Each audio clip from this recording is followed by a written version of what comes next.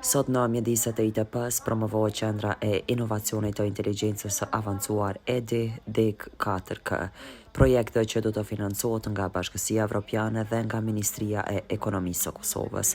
Lidhur me këtë promovim, sot Ministria Artane Rizvanolli, Ministre e Ekonomisë së Kosovës në detyrë, e cila me këtë rast tha se kjo qendër inovacioni e inteligjencës do të jetë një ndihmëse e madhe për zhvillimet e kohës së fundit. Ne kemi një sektor të tikut dhe mund të them se Kosova ka arritur realizime të çmuara, tha ajo.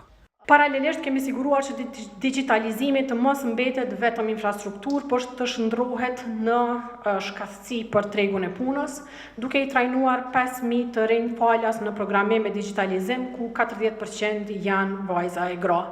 Në disa programe, deri në 90% të trajnuarve janë punësuar menjëherë pas përfundimit të trajnimit. Për fëmijët që po rritën e edukohen, 250 shkolla i kemi lidhur tashmë me internet të shpejtë dhe rrjet të brendshëm për të ofruar qasje në teknologji dhe në proces mësimor. 43 qendra mjekësore familjare i kemi lidhur me të njëjtën rrjet për ta mundësuar shërbime të shpejta, më të sakta dhe më të integruara. Ne kemi një sektor të tikut që është jashtëzakonisht dinamik e që po rritët duke dyfishuar madje eksportet në baza vjetore në vitet e fundit. Me këtë rast dua të falenderoj Bashkimin Evropian për këtë përkrahje dhe përkrahjen edhe në sektore të tjerë në zhvillimin e vendit. Ministria e Ekonomisë ka paraparë mbështetje të vazhdueshme financiare për prej gjysmë milioni euro në vitin 2026 dhe në vitet në vijim, për ta forcuar këtë qendër e për ta bërë funksionale edhe të qëndrueshme për afat të gjatë. Kjo përkrahje së bashku me angazhimin e ITP-s në Prizren dhe me grantin nga Komisioni Evropian do të mundësojnë që duke filluar nga sot në DIG4K të ofrohen trajnime për të rinj studentët punëtorët e sektorit publik dhe privat, të testohen zgjidhjet, të krijohen bashkëpunime të reja e të ndërtohen produkte inovative që do të gjejnë vend në tregjet lokale e ndërkombëtare. Kurse shefja e zyrës së BE-s në Kosovë, zonja Ana Karin Planton, me këtë rast ka uruar këtë qendër dhe ka theksuar se do të jenë mbështetje të kësaj qendre. Muhamet Regjepi, drejtor ekzekutiv i ITP-s në Prizren, me këtë rast ka folur për këtë projekt si dhe për ITP-n, e cila sipas tij pritet që në vitin që vijë të sigurojë edhe një mbështetje të mirë financiare. Ai tha se aktualisht ITP-ja është një ekosistem i bashkëfinancuar nga qeveria e Kosovës dhe ajo gjermane. Digital Innovation Gateway for Kosovo, ose shkurtimisht DIG4K. Ky projekt i cili është i financuar nga qeveria e Kosovës dhe Bashkimi Evropian është një hap i madh përpara drejt fuqizimit të transformimit digital në vendin tonë. DIG4K ka për qëllim të ndihmojë bizneset e vogla dhe të mesme, startupet, institucionet arsimore, sektorin publik për të përfituar nga mundësitë që i ofron teknologjia. Bashkarisht do të punojmë për të rritur aftësitë digjitale dhe për të nxitur ndërmarrësinë e për të përhapur përdorimin e teknologjisë në fusha të ndryshme. Disa nga ato janë arsimi, shëndetësia, bujqësia, tregtia elektronike e tjerë. Projekti gjithashtu do të krijojë hapësira ku idetë e reja mund të zhvillohen, testohen dhe të kthehen në produkte konkrete.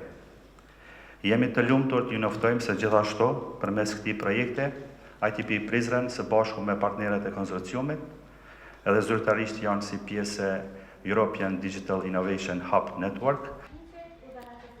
Besmirë Krasniqi, udhëheqës i këtij projekti, me këtë rast ka falenderuar të gjithë pjesëmarrësit nga bizneset e këtij qyteti.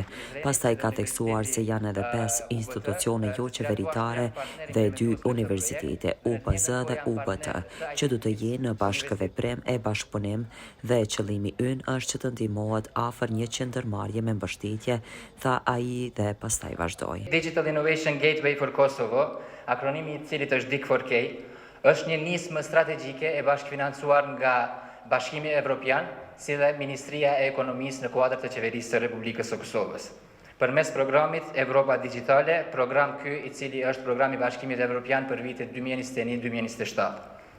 Ky projekt është pjesë e rrjetit të qendrave evropiane të inovacionit digital, të ashtu quajtura EDI, të themeluara nga Bashkimi Evropian me qëllim mbështetjen e digitalizimit në të gjitha shtetet anëtare dhe vendet partnere.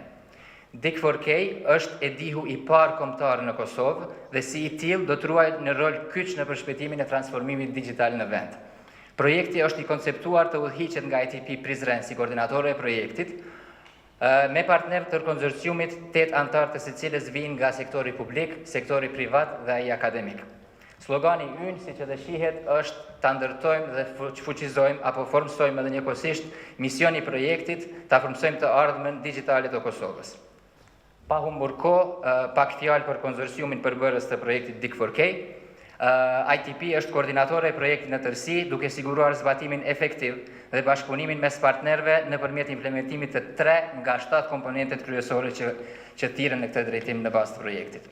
Ndërkaq, pjesë e konsorciumit janë edhe anëtarë të llogët e cilëve po i shihni në ekran, të cilët janë partner implementues dhe me cilët bashkëpunojnë ndërmjet vete në ofrimin e shërbimeve në qendër e transformimit digital, në ofrimin e këshillave për biznese dhe në të njëjtën kohë të përpilojë edhe strategjitë e digitalizimit me anë të secilave do të përfitojnë përfituesit e projektit.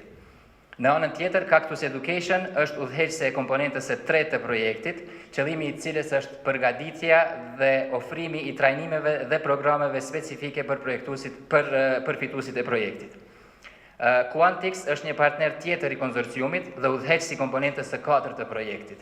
Kjo komponent kryesisht përqendrohet në ofrimin e shërbimeve të ashtu quajtura test before invest, apo në ofrimin e mundësive të testimit para investimit, nëpërmjet krijimit të një laboratori softverik, i cili do të ofrojë një mundësi për testime dhe zgjidhje praktike nëpërmjet shfrytëzimit të inteligjencës artificiale. Shërbimet e personalizuara me fusha si inteligjenca artificiale, siguria kibernetike, analiza e të dhënave dhe automatizimi.